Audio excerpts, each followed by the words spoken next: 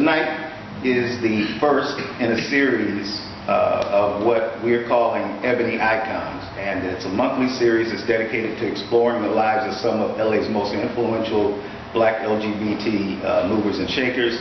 And our guest tonight is Devine, also known as Mother Devine Chanel.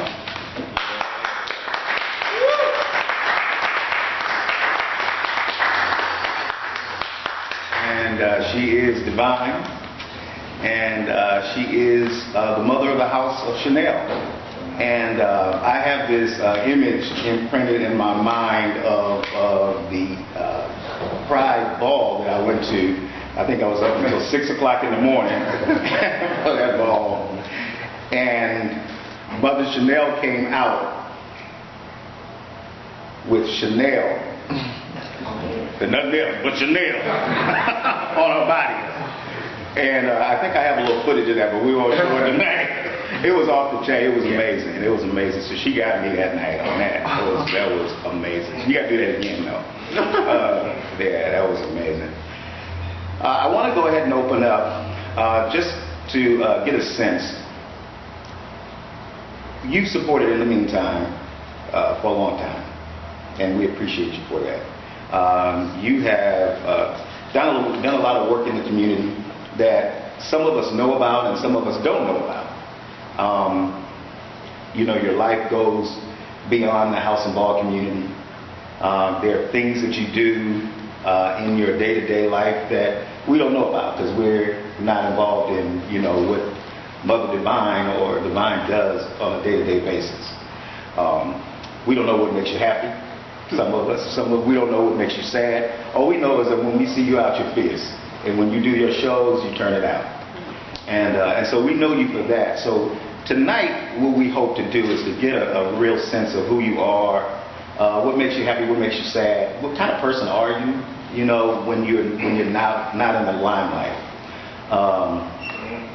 And so why don't we go ahead and open up? I want to talk about the little boy growing up.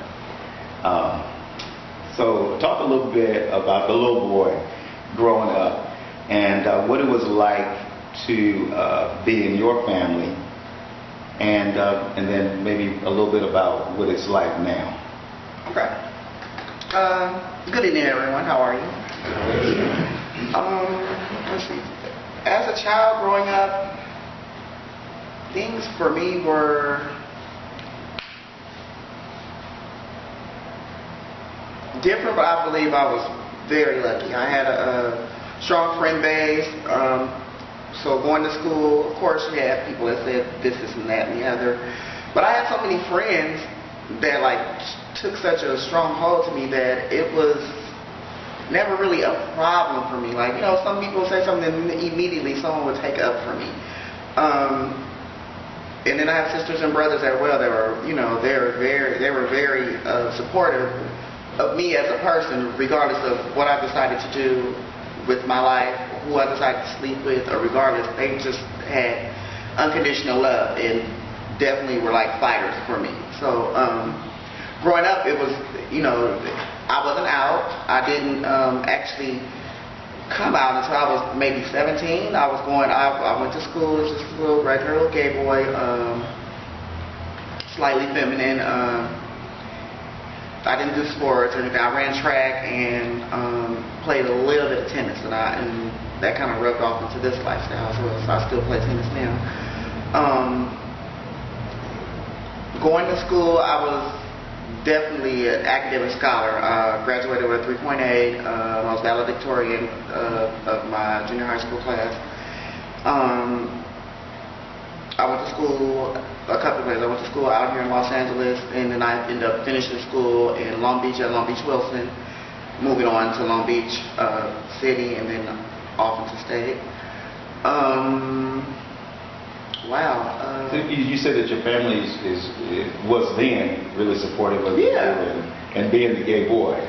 Well, you know what? It was never. That was really something that was never really talked about. Growing up, I never really, you know, it wasn't whether I was gay or not. It was, you know, I was just me. So I really didn't, you know, of course, the questions of me being gay came up later as my adolescence kicked in, but, you know, it's just as being young and as a child, no, it was never a problem. I was wild, so it was like, oh, you do you. So at what point, or can you talk about getting to that point where maybe you started looking in the mirror and you started saying, okay, this is where I am right now, but I see myself now as of where you are right now. So in terms of approaching hormones, for example, making that decision. So how did that happen for you? You just woke up one day and said? No, I had actually met the first two transsexuals I had ever encountered, and one ended up being my gay mother. And I was so taken back because, for one, I thought my gay mother, for one, I didn't even know. And then when they explained to me, you know, one of them, she was dating a lesbian, and the other one, so it was just, I was so, it was so much to take. You want to call her name? Oh, Ebony. Well, a lot of people may know her now, or Dashay, or Shay of Long Beach, Shay of LA. I met Shay when I was 15. I was still in high school, and you know, I didn't know her T, but I thought she was a lesbian, so I was kind of like clinging on to her because I felt like this is my first time being around gay people. And maybe about 6 months into the friendship is when she decided to tell me that, no, I'm not lesbian, I'm actually transsexual. So it was like, oh wow. And then from that point on, like, you know, I was amazed by her. I was mesmerized because if you look at this woman, she was just, especially in her youth, not only was she just the epitome of femininity, she was drop dead gorgeous to me. Like, you know, like she was full figured and busty and rounded, and it was so natural. She was voluptuous, and it was natural. Me experimenting with women's clothes. Oh baby, now that was a no-no. I lived at home with my mom. My brother was fresh out the Navy. That was not necessarily the thing to do in the household. And my mother was the type of person is, you can do whatever you want to do, but don't disrespect my house. And that would have been disrespectful. Yes, to walk into my mother's house in women's clothing would be disrespectful to her. At that time, it would have been. So, you know, I would sneak out and go around the corner and go, you know, she would take me to the little white gay bars, and of course we would see the little drag queens in there, and they're doing their thing, and it'd be like, you know, like, wow, this is, for me being 15, it was like being in Candyland. I was like, just coming into that, I, you know, began to start performing, and as I started performing, I would come home and get out of drag. I would be out of the makeup, but I really wouldn't be out of drag. I would get back in the mirror, and I still looked like a girl. Still had arched eyebrows, still had long hair. It was just like... You were doing padding? Of course. Oh, most definitely, yes. Oh, so then I'm tucking in. I want that waist back. But yeah, I was much smaller, and I was, like I said, no, it wasn't, you know, I wasn't fully packaged like this at all. So, but it's a sexy package, don't you think so? Oh, yeah. Thank you. Woo! So, you know what? Honestly, me as a person, when I fear something, I get aggressive with it. So it was more or less like, I'm just going to do this. So I just walked in, like, okay, well, whatever. You know, and I walked in with an air that it was like, if anyone had even said anything to me, my family knows how I am, it was going to go down right there in the hospital. So it was like, that's how I had walked in, like, you know what, like, don't nobody even say anything to me. Like, you know, and I walked over, and when my grandfather was it was just, he was, you know, they were all surrounding his bed, and I walked to the bed, and he immediately looked up, he knew who I was, he said my name, like, very faintly. And of course I'm crying. I'm like, you know, I'm sorry, I didn't come see you. I just didn't want you to see me like this. And then, you know, this was like kind of the turning point in my life. My grandfather looked at me. He looked at my nails. He was like, oh, I know. And he was crying. He started crying, like a tear started coming out of his eye. He was very, like, this was like at the end. He was so weak. And he was just like, I know. He was shaking his head. We both were crying. He was like, I know. Like, I've been known. And it's okay. So when he said that, you know, I'm crying, and I looked at my grandmother, and my grandmother was very supportive, and she shook her head, and then I looked at my mom, of course, and I rolled my eyes, and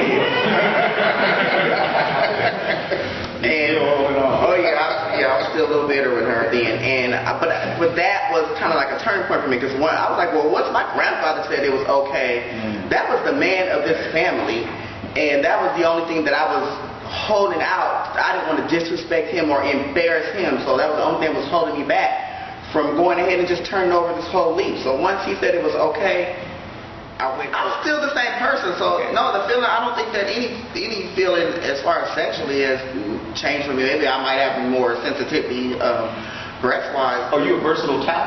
I mean, I'm going labels out. I'm throwing labels out there because, well, I mean, you may not be asking this question, but I'm reinterpreting the question. Yes,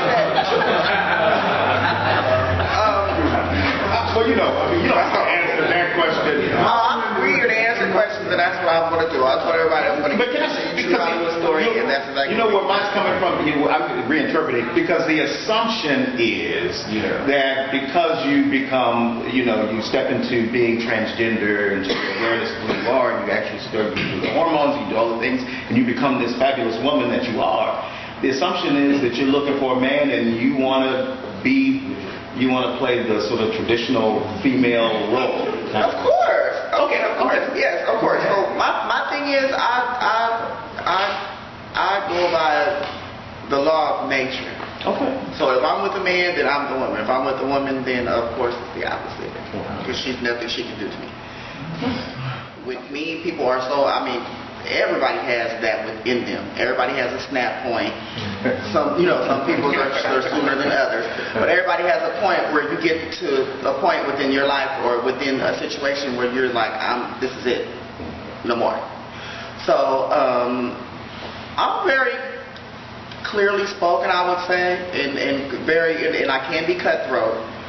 But I believe that, anything that's delivered has a very clear warning ahead of time. So, any harm or anything that's ever delivered, whether it's a nasty rebuttal on Facebook or anything, it's always, girl, come on, let's not do this because you already know. Okay. And then here comes the